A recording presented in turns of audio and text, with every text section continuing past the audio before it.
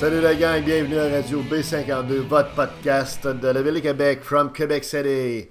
Numéro 1 dans la balado-diffusion. Merci de nous écouter toujours en plus grand nombre. Abonnez-vous à YouTube, très important également à notre page Facebook, Radio B52.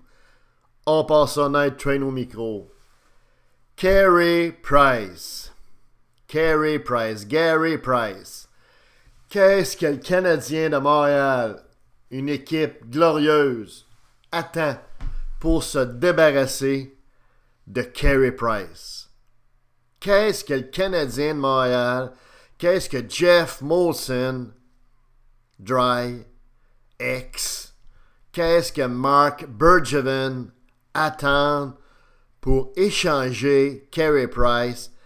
Dès qu'il va être revenu en forme, on l'expose, on le fait jouer, on espère qu'il y a des bons chiffres et surtout, on espère de l'échanger pour un joueur de premier plan, un joueur d'avant, un bon joueur de centre qui manque cruellement aux Canadiens. Qu'est-ce que le Canadien attend? OK? C'est absolument renversant de voir combien le Canadien de Montréal surestime Gary Price et ne réalise pas que Gary est devenu, depuis déjà quelques années, un cancer, un poison nocif. Il est rendu une pomme pourrie dans le vestiaire. Pas nécessairement parce qu'il va dire des choses négatives, mais par sa nonchalance, son attitude, etc. Mais plus précisément, Price devrait être échangé pour des raisons très, très importantes, très solides. Comprenez-vous, là? On parle de choses là, qui sont pratiquement indiscutables. Là. Première des choses, fans du Canadien, êtes-vous d'accord que depuis qu'il a été blessé l'an dernier, c'est plus le même gardien? C'est plus le gardien d'élite que c'était. Il y a eu une très, très grave blessure l'an passé qui a pris du temps à guérir. Ça a pris plus que 4 mois et il n'est jamais revenu le même gardien. Physiquement, il est diminué. Et mentalement, c'est plus le même gars non plus. C'est plus le même gars pantoute. Et on sait que le mental toughness, très, très important, très fragile chez les gardiens. OK? Alors ça, c'est la première des choses. C'est plus le même gardien depuis qu'il a été blessé. L'autre chose, c'est qu'il n'a pas une attitude de leader. Il n'a pas vraiment pris le taureau par les cornes dans le vestiaire de façon positive, constructive, pour mobiliser, vraiment là, stimuler ses coéquipiers, motiver la gang, puis prendre le lead, comme on dit, pas juste sur la glace, mais dans le vestiaire. C'est pas un gars, c'est pas un leader. C'est un gars qui est introverti, silencieux. C'est un gars qui analyse son moi, son surmoi, probablement qui fait beaucoup d'introspection philosophique, etc. Il vit dans sa bulle, comprenez-vous, et puis c'est ça. On le dit en tout respect, il a le droit, là, mais c'est pas un leader. Fait que c'est d'autant plus surprenant de voir que, et c'est le troisième problème, qu'on lui ait accordé un contrat de 10 millions. Ça va être 15 millions l'année prochaine. C'est le gardien le mieux payé de la Ligue nationale. Le deuxième, c'est Lundqvist à New York, un gros marché. Mais qu'on ait donné 10 millions à un gardien de but là, dans la Ligue nationale, alors que le deuxième gagne 6 millions et les autres moins, c'est complètement fou. C'est fou raide. Excusez, là. Mais ça n'a aucun sens, le contrat qui a été gardé à Gary Price. Comme par hasard, demandez-vous, regardez son début de saison. Parce que là, on lui a donné 10 millions, fait qu'on attend qu'il y ait un rendement de 10 millions, pas un rendement de 2 millions ou de 1 million. Tu sais, c'est Gary Price, là, c'est pas Maxime Lagacé. Alors, mais sauf que, je veux dire, le gars est punché dans le ciboulot, il est diminué, puis je veux dire, il n'est pas tout à fait là. On peut même se demander s'il est heureux à Montréal. Hein, c'est un gars de BC, c'est un anglophone, et puis c'est un autochtone également. Tu sais, peut-être qu'il s'ennuie de sa communauté culturelle d'origine, Colombie-Britannique, j'en sais trop rien. Mais sauf que c'est un contrat qui est complètement disproportionné par rapport au marché et par rapport évidemment aussi à la performance de Gary Price qui va en déclinant. On donne un contrat d'un montant exceptionnellement haut alors que l'athlète n'est pas lui en progression. Il est au mieux stagnant, mais on pense qu'il commence un peu à décliner. OK? Alors, c'est vraiment du grand Bergevin, encore une fois.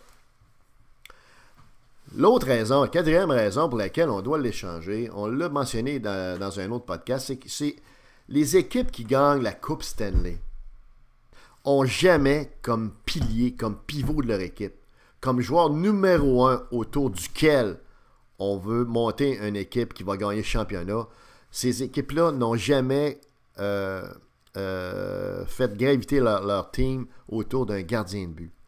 On ne dit pas que c'est pas important un gardien. C'est très important.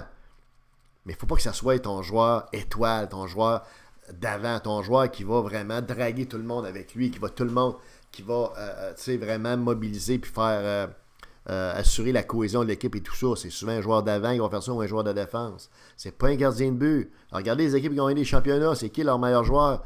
C'est des gars comme Sid the Kid, c'est des gars comme Malkin, c'est des gars comme Ovechkin, c'est des gars comme, je sais pas moi, c'est pas un gardien de but, OK? Donc, c'est une erreur de faire ça. Si on s'imagine que Carey Price va réaliser ce que Patrick Roy a déjà réalisé, c'est-à-dire gagner une coupe cette année pratiquement à lui seul, ben là, c'est vraiment rêvé en couleur. Parce que Patrick Roy, il y en a un par 50 ans, peut-être même par 100 ans. Fait qu'oubliez ça. Oubliez ça. Donc, c'est une autre erreur du Canadien. On serait bien mieux d'échanger Price pendant qu'il y a une valeur marchande importante, en espérant que son contrat de 10 millions, qui est complètement dérisoire, complètement d'un montant complètement déraisonnable, fasse pas peur aux autres équipes, ça serait le temps d'échanger Price. OK? The price is right. Pour aller chercher un joueur d'avant, un bon joueur d'avant, un bon joueur de centre, un vrai joueur de centre étoile, ou à tout le moins un joueur d'avant, un ailier ou un centre étoile. OK? C'est sûr qu'un gars au centre, on en aurait besoin, parce que là, on a mis Jonathan Drouin au centre, ce qui est une erreur monumentale, encore une fois, une erreur manifeste de Bergevin et des coachs. OK? Donc, Price pourrait être une monnaie d'échange actuellement. Il ne sera plus une monnaie d'échange intéressante dans 6 ans, dans 7 ans. Est-ce qu'il va avoir fait gagner la Coupe Stanley, Carey Price, dans les 5 prochaines années au Canadien, vous pensez-vous? On peut se permettre d'en douter, hein? Bon, pas nécessairement juste à cause de lui, mais il ne fera pas la différence. Quand vous donnez 10 millions à un joueur, vous attendez à avoir ce qu'on appelle un difference maker, un gars qui va vous donner un edge supplémentaire pour vous permettre d'espérer gagner un championnat. Voyons donc, à 10 millions, un gardien de but. Vous attendez à ce qu'il arrête tout, vous attendez à ce que ce soit un mur de béton devant le filet, comprenez-vous? Tu sais que même un petit mulot ne passera pas, il crise d'une petite fente. Mais là, tabarnak, c'est un panier percé, c'est comme on dirait qu'en arrière de lui, il y a un but de soccer. OK? Mais c'est pas un but de soccer qui est en arrière de toi, c'est un but de hockey, Carey. Bon, actuellement, vous voyez comme moi que là, il est supposé être blessé. Vous comprendrez que sa blessure, d'après moi, est beaucoup plus psychologique entre les oreilles que physique. OK? Ça marche pas. Ça marche pas du tout. On entend dire que peut-être même par-dessus ça, souhaitons-le pas, des problèmes personnels. OK? On souhaite que tout se tasse là, pour ça, mais si en plus il y a de ça là-dedans dans l'équation, ça commence à faire un dossier très très lourd. Vous voyez toutes les raisons qu'on vient de vous donner qui justifient amplement qu'on échange Carey Price au plus sacrant. Dès qu'il va être revenu en milieu de la saison, il ne faut évidemment pas le faire immédiatement parce que là, il n'y a pas de valeur, comprenez-vous. Il doit avoir une moyenne de 4,80, comprends-tu, puis une moyenne d'efficacité de 850. Comprends-tu, même c'est des statistiques de gardiens de. C'est pas des statistiques d'élite. Il faut attendre, dans le fond, qu'il performe, puis après ça, espérer l'échanger. Il faut absolument que Bergevin réalise ça. Puis ça va être la meilleure façon de recrinquer le Canadien, puis de donner, franchement, des munitions aux Canadiens pour pouvoir aller plus loin dans les séries éliminatoires. Ils ont 2 gardiens à Montoya et en Lindgren qui vont les amener aussi loin que Price pourrait les amener. Price ne les amènera pas plus loin que ces deux-là. Il ne fera pas la différence. La raison pour laquelle on devrait vraiment, se réveiller, comprends-tu, puis activer un petit peu les neurones là, au niveau de la direction hockey du Canadien pour faire le move et échanger Carey Price pendant qu'il est encore temps. Il va être trop tard par après, puis son contrat, quand il va être rendu à 15 millions, va être rendu trop lourd. Il n'y a pas un maudit club de la NHL qui va payer 15 millions puis, ou une partie de son salaire pour avoir Carey Price. Voyons donc, c'est l'évidence même. C'est ce qu'on appelle le GBS, le gros bon sens. Alors, Bergevin, si tu veux sauver tes fesses, sauver ta job, fais un move pour Carey Price, laisse-le aller au plus sacrant, puis va chercher un bon joueur en retour. C'est la radio B52, le train de